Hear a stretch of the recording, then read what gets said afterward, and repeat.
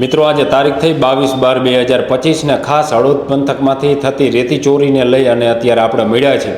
કારણ કે મોટાભાગના સમાચારોમાં ઘણા મિત્રોની કોમેન્ટ હોય કે ભાઈ તમે રેતી ચોરી વિશે કંઈ બોલતા નથી। રેતી ચોરી વિશે કંઈ નથી બોલતા એ પાછળના ઘણા બધા મિત્રો કારણ છે।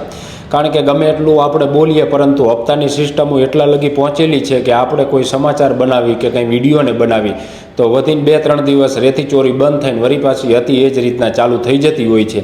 આજે ખાસ એ મિત્રોને બધાને કહેવું છે અને સમજાવવા છે કે આખી રેતી ચોરીનું કારસ્તાન જે છે એ કઈ રીતના બ્રાહ્મણી નદીના પટમાંથી થઈ રહ્યું છે। ખાસ કરીને આ વાત અત્યારે પોલીસ પૂરતી આપણે સીમિત રાખી છે, કારણ કે બીજા વિભાગો કોણ કેટલા લે છે એની પણ અમે માહિતી એકઠી કરી રહ્યા છીએ। સ્થાનિક પોલીસની ખાલી વાત કરીએ અત્યારે, અને આવતા દિવસોમાં બાકી પણ જે વિભાગના ક્યાં શું હાલે છે એ પણ આપણે બતાવીશું। પરંતુ રેતી ચોરી જે બ્રાહ્મણી નદીમાંથી થઈ રહી છે અને એમાં ખાસ કરીને સ્થાનિક પોલીસ એટલે કે હળવદ પોલીસનો કેટલો હપ્તો છે, એનો કોણ વહીવટ ચલાવે છે, એના વહીવટદાર કોણ કોણ છે, અને ક્યારે કયો હપ્તો કેટલા સમયે આપવાનો હોય છે, ડમ્ફરનો કેટલો હોય છે, હિટાચી મશીનનો કેટલો હોય છે, ઉડકું મેકવું હોય તો કેટલો હોય છે, લોડર મેકવું હોય તો કેટલો હોય છે, આ બધી જે છે મિત્રો એ માહિતી વિસ્તારના જે આપણા લોકો છે એમને આપવી છે। અને તેની સાથે જે ઉચ્ચ પોલીસ અધિકારીઓ છે એ કાર્યવાહી કરે તો ઠીક છે, બાકી હળવદ શહેર અને ગ્રામ્ય વિસ્તારના નહીં પરંતુ મોરબી જિલ્લાના લોકોને ખબર છે કે હપ્તા વગર એક પણ બકડિયું કોઈ ખનીજ માફિયાની ત્રેવડ નથી કે બ્રાહ્મણી નદીમાંથી ભરી શકે। આજ મિત્રો બ્રાહ્મણી નદીમાં હજારો ટન જે રેતી છે, કરોડો રૂપિયાની કિંમતની રેતી, એ અધિકારીઓના આશીર્વાદથી, અધિકારીઓના હપ્તાખોરીના કારણે બેફામ જે છે એ ચોરી ગયા અને ચોરી થઈ રહી છે। જોકે હમણાં 5-6 દિવસથી અમને એવા સમાચાર મળ્યા છે, અમને જાણકારી મળી છે કે જિલ્લા પોલીસ વડાએ કીધું છે કે ભાઈ હળવદ પંથકમાં રેતી ચોરી જે છે એ ડામી દેવામાં આવે, પરંતુ એ ડામી દેવાની વાત જે છે એ કરી છે એટલે હુડકા મશીનોને જે નદીમાં ઉતારવામાં આવ્યા હતા એને કાઢી નાખવામાં આવ્યા છે। પરંતુ એમના જે માનીતા વોશ પ્લાન્ટવાળા છે કે જે રેતીને ધોવી અને પછી જે રેતી વેચે છે, આવા બ્રાહ્મણી નદી કાંઠે 23 વોશ પ્લાન્ટ છે, એમાં કેટલાક તો ગેરકાયદેસર છે મિત્રો, એટલે એની પણ તમને વાત કરવી છે। તેની સાથે ગત રાત્રિના હળવદ પોલીસે 2 રેતી ભરેલા ડમ્ફર જે છે એ ઝડપી લીધા છે। આ કાર્યવાહી પોલીસે કરી બહુ સારી વાત છે, પરંતુ આ કાર્યવાહી પર શંકા એટલા માટે આપણે કરી છે મિત્રો કે જે જગ્યાએથી પોલીસે રેતી ભરેલા 2 ડમ્ફર પકડ્યા છે, એટલે કે એક સીએનજીનો પંપ છે ત્યાંથી એક અને એક ફાટક પાસેથી, તો આ બંને ડમ્ફર જે જગ્યાએથી રેતી ભરીને આવ્યા ત્યાં હિટાચી મશીન ચાલતું હતું, પરંતુ ત્યાં પોલીસ નહોતી ગઈ। તેની સાથે આ બંને ગાડીઓ જ્યારે પોલીસે પકડી એ સમયગાળા દરમિયાન અન્ય 3 જે ડમ્ફરો જે છે એ પણ એ જગ્યા ઉપરથી નીકળ્યા હતા, પરંતુ એને પોલીસે ન પકડ્યા। 2 ડમ્ફરોને જ કેમ પકડ્યા એની પણ મિત્રો તમને જે છે એ વિગતે થોડીક માહિતી આપવી છે, એની પણ વાત કરીએ। તેની સાથે આ હળવદ પંથકમાંથી જે રેતી ચોરીનું આખું કારસ્તાન જે છે મિત્રો એ ચલાવે છે, એ કારસ્તાન હળવદ પોલીસના જે પીઆઈ છે આરટી વ્યાસ, એમના સીધા માર્ગદર્શન હેઠળ યોગેશદાન ગઢવી નામના પોલીસ જવાન છે હળવદમાં, એ રેતીનો આખો વહીવટ કરે છે। અને રેતીનો વહીવટ યોગેશદાન ગઢવી કરે ને યોગેશદાન ગઢવી જે છે એમને પણ એક ફોલ્ડરિયો મતલબ કે એક માણસ રાખેલો છે વહીવટદાર, એનું ભગત તરીકે ઓળખાય છે। આ ભગતનું કામ એવું હોય છે કે રેતી ચોરો જે છે એની પાસે દર મહિને હપ્તોને ઉઘરાવી લેવાનો, એ યોગેશદાન ગઢવીને દેવાનું, ને પછી જે અધિકારીઓને પહોંચાડવાના થતા હોય એના સુધી હપ્તા પહોંચાડી દેતા હોય છે। હવે કોણ કેટલો હપ્તો લે છે એની પણ માહિતી જે છે મિત્રો એ આપણે એકઠી કરી રહ્યા છીએ, એ પણ આવતા દિવસોમાં આંકડા સાથે જે છે અને પ્રૂફ સાથે જે છે એનો પણ આપણે ખુલાસો કરવાના છે। તેની સાથે આ જે મિત્રો ડમ્ફરો અત્યારે જે રેતીના હળવદ પંથકમાં જે ચાલે છે, અત્યારે મેં હમણાં તમને વાત કરી એમ કે હુડકા મશીનોને એને ખાસ કરીને સૂચના 5-6 દિવસ પહેલાં આપી દેવામાં આવી છે કે ભાઈ હમણાં તમે બધું બંધ કરી દો, પરંતુ જે વોશ પ્લાન્ટ ચાલે છે, મતલબ કે બ્રાહ્મણી નદીના કાંઠે જે છે એ વોશ પ્લાન્ટ ચાલે છે, આંકડો એક લખેલો છે કયા ગામમાં કેટલા વોશ પ્લાન્ટ છે મિત્રો, તો એની પણ હું તમને એક માહિતી આપું તો કેદારિયા ગામ છે। આ બધાય હું તમને જે મિત્રો ગામના નામ આપું છું એ બધાય બ્રાહ્મણી નદીના કાંઠે જે છે એ વસેલા ગામ છે। કેદારિયા ગામ છે તો ત્યાં આગળ 2 રેતીના વોશ પ્લાન્ટ ચાલે છે, ધનાળા ગામ છે તો ત્યાં આગળ પણ 2 ચાલુ છે, મયુરનગર છે તો ત્યાં પણ 2 વોશ પ્લાન્ટ ચાલુ છે, અમરાપર છે તો ત્યાં 4 વોશ પ્લાન્ટ ચાલુ છે, મિયાણીમાં 7 વોશ પ્લાન્ટ ચાલુ છે, ટીકરમાં 4 ચાલુ છે અને અજીતગઢમાં 2 ચાલુ છે, એટલે કુલ 23 રેતીના વોશ પ્લાન્ટ જે છે એ ચાલુ છે। આ બધાએ બ્રાહ્મણી નદીના કાંઠે જે છે એ વોશ પ્લાન્ટ બનાવવામાં આવ્યા છે, અને આ વોશ પ્લાન્ટ જે છે મિત્રો એની પાસેથી પણ પોલીસ જે છે એ મોટી રકમ વસૂલે છે। એ શા માટે વસૂલે છે એની પણ તમને એક માહિતી આપીએ તો આ રેતીના વોશ પ્લાન્ટવાળા જે છે એને ત્યાં આગળ સ્ટોક રજિસ્ટરને રાખવાનું હોય છે। રેતીના જે વોશ પ્લાન્ટો છે એ એવું દર્શાવે છે, ઘણા તો બનાસકાંઠા બાજુથી છે એ ચોપડા ઉપર એવું દર્શાવે છે કે અમે બનાસકાંઠામાંથી રેતી લાવીએ છીએ અને અજીતગઢ હોય કે પછી મિયાણી હોય કે અમરાપર હોય કે પછી મયુરનગર હોય કે આ બાજુના જે કંઈ ધનાળા ને છે તો એ એવું દર્શાવે છે ચોપડામાંથી કે ભાઈ અમે બનાસકાંઠાથી રેતી લાવીએ છીએ, અહીંયા ધોવી છીએ અને ધોયા પછી જે છે એ અમે વેચી છીએ.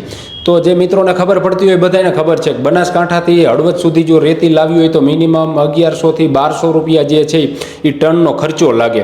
પરંતુ એ એવું શા માટે ચોપડામાંથી દર્શાવે છે એનું પણ તમને કારણ કહું કે આ બધા વોશ પ્લાન્ટવાળા છે એ રેતી કહી રહ્યા છે કે બનાસકાંઠાથી અમે લાવી, કોઈક એમ કે લીંબડીથી લાવી, કોઈક એમ કે અમે ધાંગધ્રાથી લાવી, કોઈ એમ કહે છે કે અમે ઢવાણાની કે કોઈબાની નદીમાંથી લાવી છીએ. પરંતુ ત્યાં ખરેખર રેતી છે ખરી? તો નથી. ત્યાંથી જે તે સમયે એમને લીજ મંજૂર જેને થઈ હોય એક માત્ર રોયલ્ટી વેચતા હોય, રેતી નહીં, રોયલ્ટી વેચતા હોય. બનાસકાંઠાની રોયલ્ટી જે છે એ અહીંના કોઈ વોશ પ્લાન્ટવાળા ખાલી રોયલ્ટી લાવે તો એને 60 રૂપિયાની ટન ભાવ પડે છે અને હળવદની કે આજુબાજુના ધાંગધ્રા બાજુની લાવે તો 150 રૂપિયાની પડે છે. એટલે આવી રીતના બધું ચાલે છે. મતલબ ખાલી રોયલ્ટી ત્યાં આગળ છે એ સ્ટોક રજિસ્ટર રાખવા માટે કે ભાઈ આ 500 ટન રેતી પડી છે એની હાલો આ 500 ટનની રોયલ્ટી, આ રેતી જે છે એ અમે બનાસકાંઠાથી લાવ્યા હતા, આ રેતી જે છે એ અમે ધાંગધ્રા તાલુકામાંથી લાવ્યા હતા, કોઈબા ઢવાણાથી લાવ્યા હતા કે પછી ચાળદરા પાસે હમણાં થોડા સમય પહેલાં બ્લોક ફાડવા હતા તો કહી રહ્યા છે ત્યાંથી અમે લાવ્યા હતા. પરંતુ એ બ્લોકમાં પણ કંઈ રેતી છે નહીં. ત્યાં પણ રેતી ચોરો જે છે એ અન્ય જગ્યાએ રેતી ચોરી કરે, કોઈ અધિકારીઓની આવવાના હોય એટલે વળી પાછા એમના બ્લોકમાં વહી જાય. પાણી તો છે જ અત્યારે, પરંતુ અધિકારીઓથી માંડી અને બધાયની જે છે એ આ મિલીભગત ચાલુ છે. મિલીભગત એટલા માટે કે બધાયને પોતપોતાનું જે છે એ મહેનતાણું મતલબ કે ધ્યાન રાખવાનું હપ્તા જે છે એ હપ્તા બધાને મળી જાય છે એટલે કોઈ કંઈ કરતા છે નહીં. રેતી બહારની દર્શાવે છે, ખરેખર લે છે બધી બ્રાહ્મણી નદીની અને બ્રાહ્મણી નદીની રેતી લીધા પછી જે છે ત્યાં આગળ ધોવે છે અને ત્યાં આગળથી પછી વેચે છે. સ્ટોક રજિસ્ટર બતાવે છે કે અન્ય તાલુકાના કે અન્ય જિલ્લામાંથી કહી રહ્યા છે કે અમે લાવી છીએ અને એની માટે કોઈ પણ કાર્યવાહી નહીં કરવાના પણ જે છે એ પોલીસને વોશ પ્લાન્ટવાળા જે છે એ હપ્તા આપે છે. તેની સાથે આ 23 મેં કીધું ને એમાં તપાસ કરવામાં આવે તો કેટલાય વોશ પ્લાન્ટો છે એમાં ગેરકાયદેસર રીતના ચાલે છે ટૂંકમાં. તો આવી બધી જે કામગીરી છે એ કામગીરી કરવામાં આવે છે. હવે પહેલાં મેં તમને વાત કરી હતી હમણાં જ કે 2 ડમ્ફરો પકડ્યા અને બાકીના જે છે એ પોલીસે જવા દીધા, હિટાચી મશીન સુધી પોલીસ ન ગઈ. તો એ પાછળનું કારણ એ હતું કે હમણાં થોડા સમય પહેલાં જ એક ખનીજ માફિયા છે એનું હિટાચી મશીન જે છે એ પોલીસ ત્યાં આગળ ગઈ, તેની સાથે ખનીજના વિભાગના જે કંઈ અધિકારીઓ છે એને બોલાવવામાં આવ્યા અને પછી એ મશીન જે છે એ ઝડપી લેવામાં આવ્યું ખનીજ ચોરી કરતા. એટલે એ ખનીજ માફિયાનું કહેવાનું એ થયું કે અમે પોલીસને મહિને હપ્તો આપી દીધો છે ને હપ્તો આપ્યા પછી પણ પોલીસ અમારું મશીન કઈ રીતના પકડી શકે. એટલે ખનીજ માફિયા અને પોલીસ વચ્ચે થોડો ગજગ્રહ થયો. એમનું કહેવાનું એ થાય છે કે ભાઈ અમે હપ્તો આપી છીએ ને હપ્તો આપ્યા પછી પણ જે છે એ તમે અમારી માથે કેમ કાર્યવાહી કરો છો. રાતે પણ 2 ગાડીઓ પકડી, એમાં અમને જાણકારી મળી કે એક ગાડીવાળાએ તો 8000 રૂપિયાનો આ 12મા મહિનાનો હપ્તો પોલીસને આપી દીધો હતો ને તેમ છતાં પણ પોલીસે એની ગાડી પકડી. એનો વાંક એટલે હતો કે જે વ્યક્તિ એસીબીમાં પીઆઈ અને આ જે કોન્સ્ટેબલ છે યોગેશદાન ગઢવીને એના વિરુદ્ધ જે અરજીને કરવા માટે ગયા હતા તો હપ્તો આપી દીધેલો વ્યક્તિ જે છે એ સાથે ગયો હતો, એનો વાંક એટલે હતો એટલા માટે થઈને એની ગાડી જે છે એ પોલીસે પકડી લીધી છે. એટલે આવી રીતે ચાલે છે. કારણ કે જો કોઈ પોલીસ સામું અવાજ ઉઠાવે અને અવાજ ઉઠાવે તો પોલીસ એને કોઈ પણ રીતે કઈ રીતે પાડી દેવો એ દિશામાં જે છે એ પ્રયત્નો કરે છે, પરંતુ પોલીસ એ દિશામાં પ્રયત્ન નથી કરતી. ખનીજ માફિયાઓ જે છે એને કઈ રીતના પાડી દેવા, કારણ કે ખનીજ માફિયાઓ છે તો પોલીસ છે. આ વાત એક હકીકત છે. કારણ કે લાખો રૂપિયા કમાઈને જે આ ખનીજ માફિયાઓ છે એ રિયાઈ આપે છે. સામાન્ય વ્યક્તિ જો કોઈ પોલીસ સ્ટેશને અરજી આપવા જાય તો એની અરજી માત્ર ખાલી લેવામાં આવે છે. એફઆઈઆરની દાખલ કરાવવા માટે થઈ અને એને કેટલા પોલીસ સ્ટેશન ધક્કા ખાવા પડે છે એ જે વ્યક્તિઓ ગયા છે એને બધાને ખબર હશે. થોડા સમય પહેલાં પણ આપણે જે છે એ એક મુદ્દો જે છે એ આપણે લીધો. પોલીસને અરીસો બતાવવાનો પ્રયત્ન કરો તો એ કોઈ પણ રીતે તમને પાડી દેવાના પ્રયત્નો કરવાના, કોઈ પણ રીતે તમને હેરાનને કરવાના. પરંતુ ઉચ્ચ અધિકારીઓ જે છે, કારણ કે મહત્ત્વની મોટી વાત એ છે મિત્રો કે આટલા હપ્તા લેતા હોય, કારણ કે એક જે પોલીસ વહીવટ કરતા હોય તો એને પોલીસ સ્ટેશનમાં બીજી કોઈ પણ ધ્યાન દેવાની નહીં. એને ઓનલી ફોર એ જ ધ્યાન દેવાની કે મહિને કેટલો હપ્તો આવે છે, કેટલી ગાડીઓ ચાલે છે, કેટલી ગાડીઓ હપ્તા વગર ચાલે છે, તેને પકડવાની, એને હેરાન કરવાના, એને પોલીસ સ્ટેશન સુધી કહેવાનું કે હાલો અમે લઈ જઈએ છીએ. પછી ત્યાં તો બધાને ખબર પડી જાય છે કે એક ડમ્ફર રેતીનું હોય ને પોલીસ પકડી જાય તો 2.5-3 લાખ 4 લાખમાં હોઈ જાય. એના કરતાં વાંધો નહીં, હાલો હપ્તો આપી દઈશું. એટલે ખોટા અમથા એકને ગાડીમાં બેહરાઈ દેવાના, જીઆરડી જવાનને લઈ લો હાલો પોલીસ સ્ટેશને. 3 રસ્તા સુધી પહોંચે પહેલાં તો ઓલા ભાઈ કહી દે કે ભાઈ હાલો આ મહિનાનો તમને હપ્તો આપી દઈ છે. જાહેર જીવનમાં રહેતા હોય એટલે ઘણા બધા એવા નજીકના પણ મિત્રો હોય કે કોઈના કોઈ ધંધા સાથે ને સંકળાયેલા હોય. તેનો મતલબ એ છે નહીં કે અમે પણ આ ધંધા સાથે સંકળાયેલા હોય મિત્રો.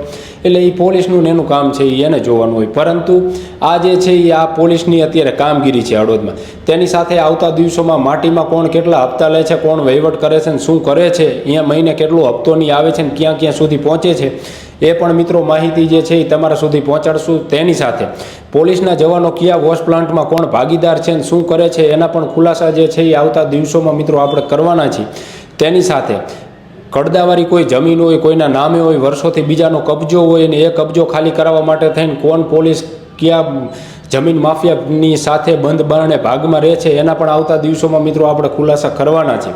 તેની સાથે ખેડૂતોને ધમકાવવા ડરાવવા માટે થઈ અને કઈ કંપની પાસે કોણ કેટલા લે છે મિત્રો એ પણ જે છે એ આવતા દિવસોમાં આપણે ખુલાસા કરવાના છીએ. એટલે ખાસ જે છે મિત્રો એ અત્યારે રેતીના પ્રશ્નને લઈને આપણે મળ્યા છીએ. બાકીના જુદા જુદા મુદ્દાને લઈ અને આપણે મળતા રહીશું. પરંતુ રેતીનો પ્રશ્ન આ છે. ઘણા બધા મિત્રોની કોમેન્ટ હોય કે કેમ બંધ નથી થતી એનું પાછળનું કારણ આ છે. આ ખાલી પોલીસની વાત કરી. હવે આમાં પોલીસની સાથે બીજા કયા વિભાગના અધિકારીઓનો કેટલો કોનો હપ્તો ચાલુ છે મિત્રો એની પણ માહિતી એકઠી કરી રહ્યા છીએ. એ પણ આવતા 2-3 દિવસમાં આપણે વળી પાછા મળશું અને એ પણ આધાર પુરાવા સાથે જે છે મિત્રો એ આપણે માહિતી જે છે એ લોકો સુધી પહોંચાડશું. અત્યારે પણ મિત્રો મેં તમને જે વાત કરી કે કયા પોલીસ વહીવટ કરે ને શું કરે ને કેટલા લે છે ને કોનો કેટલો હપ્તો ની બધું ચાલે છે, કોઈને પણ આની કંઈ માહિતી તમને એવું ખરેખર લાગતું હોય કે આમ ખોટું બોલી છે તો આધાર પુરાવા છે અમારી પાસે. અમે કહી કે ભાઈ આ માણસનું તમે આ જોઈ લો, આ માણસનું તમે આ જોઈ લો, બસ એટલું તમારે જોવાનું. પછી કોઈને કંઈ કહેવાની જરૂર રહેશે નહીં કે ખરેખર કોણ કેટલા લે છે.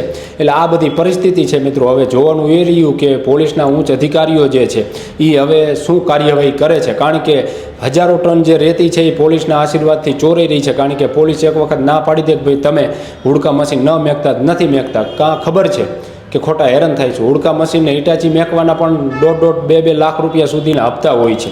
આ બ્રાહ્મણી નદીમાં 30-35 મિત્રો હુડકા જે મશીનો છે ને એ મેકતા હોય છે. અહીંયાથી સુસવાવથી વાત કરીએ ને તો આમથી અજીતગઢ